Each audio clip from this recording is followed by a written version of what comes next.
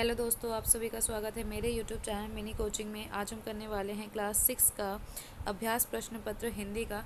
हम इसका section A पहले ही कर चुके हैं बच्चों। आज हम करने वाले हैं इसका सेक्शन बी। सेक्शन बी जो है आपका वो ग्रामर का पोर्शन है सारा। आई होप आपको सेक्शन ए समझ में आया और अच्छा लगा होगा।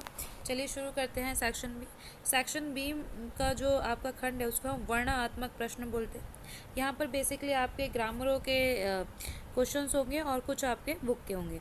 चलिए शुरू करते हैं। प्रश्न नंबर 8, निम्नलिखित व्याकरण के प्रश्नों के उत्तर देने हैं। सुख शब्द का विलोम शब्द बताना है।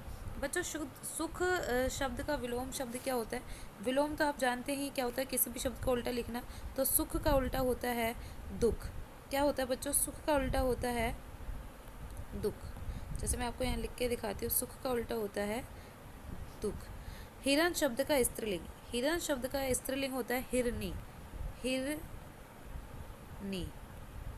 अगर यहाँ पर अड़ा लगा रहता तो हम इसको ऐसे लिखते हिरनी।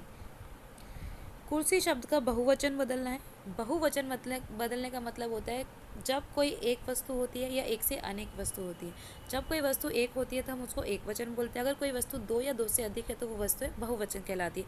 तो यहाँ पर कुर्सी का बहुवचन बदलना है। आपके पास दो या दो से अधिक कुर्सी, तो आप क्या बोलोगे? कुर्सियाँ।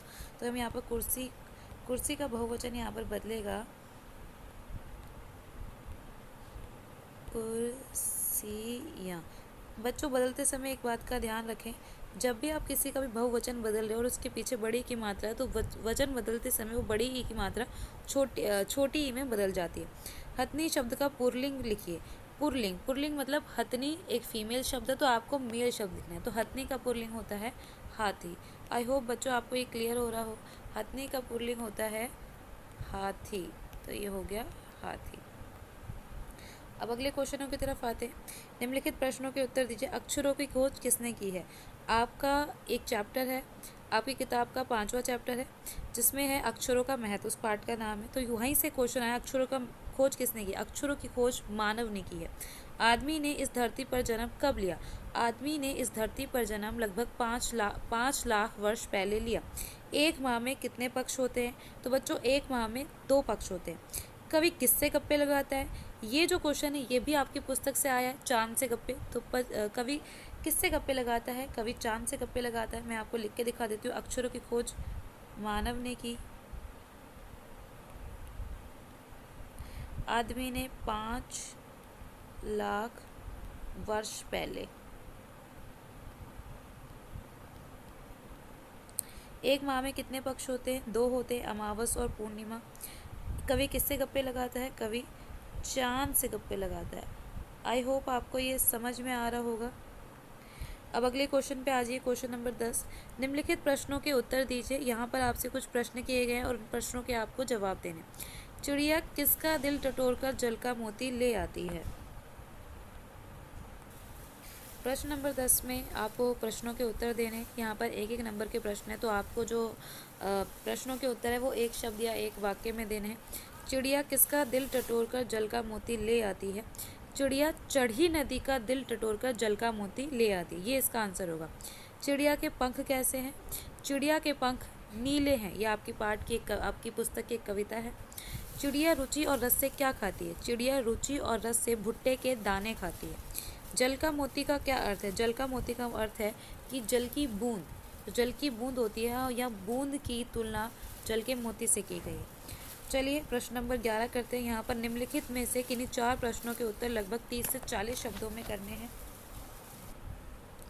प्रश्न नंबर 11, निम्नलिखित में से किन्हीं 4 प्रश्नों के उत्तर लगभग 30 से 40 शब्दों में लिखे। तो यहाँ पर बच्चों आपका जो क्वेश्चन नंबर 11 है इसमें आपको यहाँ पर आपको 4 क्वेश्चन करने हैं, चारों के चारों करने हैं। हर एक जो क्वेश्चन है 2 मार्क्स का है और ये आपको 30 से 40 शब्द का मतलब है आपको 3 से 4 लाइनों के अंदर उत्तर लिखने हैं। कम से कम 3 लाइनें तो आपको लिखने पड़ेंगे। हर शनिवार को लेखिका को क्या पीना पड़ता था? तो आप लिखेंगे हर शनिवार को लेखिका को कास्टर ऑयल या ऑलिव ऑयल पीना पड़ता था। शुरू में लेखिका को क्या अटपटा लगा? शुरू में लेखिका को चश्मा लगाना अटपटा लगा। लेखिका आईने के सामने क्यों खड़ी हो गई? लेखिका आईने के सामने इसलिए खड़ी हो गई क्योंकि जो उसके भाई थे जब वो चश्मा लगाती थी तो उसको चिढ़ाते थे, शक्ल बनी लंगूर की, कुछ इस तरह करके उसके जो भाई बहन थे उसको चिढ़ाते थे। तो वही देखने के लिए खड़ी हो क्या मैं वाकई में लंगूर की तरह लग रही हूँ। केशव ने बाहर आकर क्या देखा? केशव ने बाहर आकर देखा कि अंडे टूट गए हैं या अंडे सलामत है। जब वो बाहर आके देखता है तो अंडे टूटे हुए होते हैं।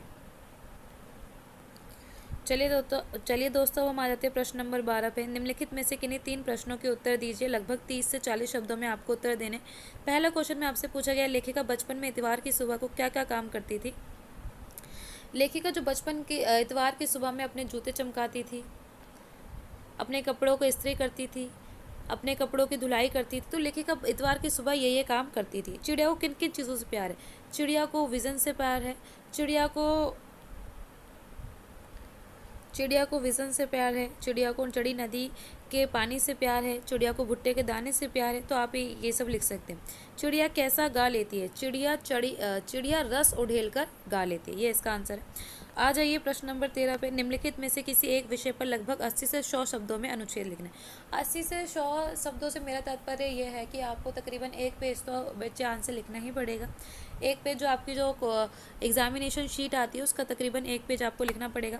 तो यहाँ पर आपका जो पहला टॉपिक है, मेरा पसंदीदा त्यौहार। इस त्यौहार में आप दीपावली के बारे में लिख सकते हैं, होली के बारे में लिख सकते हैं, रक्षाबंधन के बारे में लिख सकते हैं, छठ पूजा के बारे में लिख सकते हैं। कहने का मतलब है कि जो त्यौहार आपको पसंद है आप उसके बारे में लिख सकते हैं। जैसे कि अगर आप दिवाली के बारे में लिखना चाहें तो आप लिखेंगे, दिवाली कार्तिक मास की अमावस्या को मनाई जाती है।